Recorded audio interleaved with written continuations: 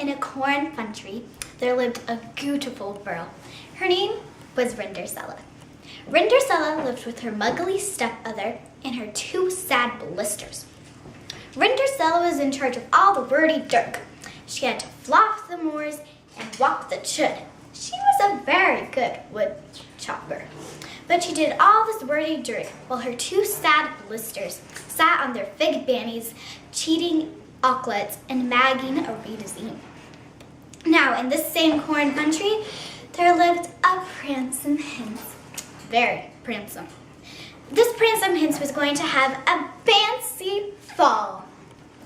He invited people from miles around, especially the pitcher people. Now, Rindercella's muggly stepmother and her two sad blisters went off to buy some dancy dresses for the fancy ball. But Rindercella couldn't go.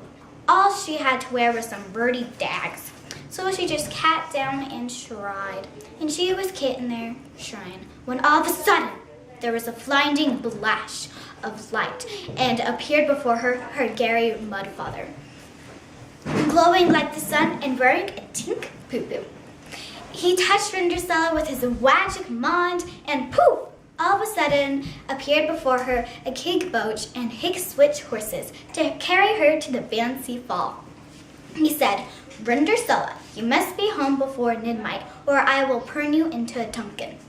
Rindercella went to the fancy fall, and the first two people who she ran into were her sad blisters. Well, eventually, the pransome hince found his way over to Rindercella and said, "May I dab this hince?" She said yes, and they danced till midnight, and they lell if fun. It was like they were shot with one of Cupid's arrows. When the mid-clock struck night, Rindercella in a dad mash staced down the rears. When she beached the bottom, she slopped her tripper.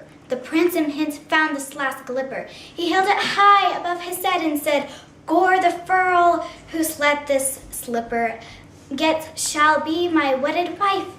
So, the very next day, the pransome hince searched all over the corn country for the beautiful girl who slopped her tripper. And when he arrived at Rindercella's house, he tried the slack glipper on her muggly stepmother. It did.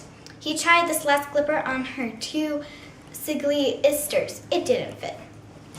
They couldn't even get their tig bow in. But when he tried the slack glipper on Rindercella, it fit. So Rindercella and the pransome hince were married and lived happily ever afterwards. Now, the rule of the Maury is, if you want to go to a fancy fall and have a pransome hince fall deeply in love with you, don't forget to slop your tripper.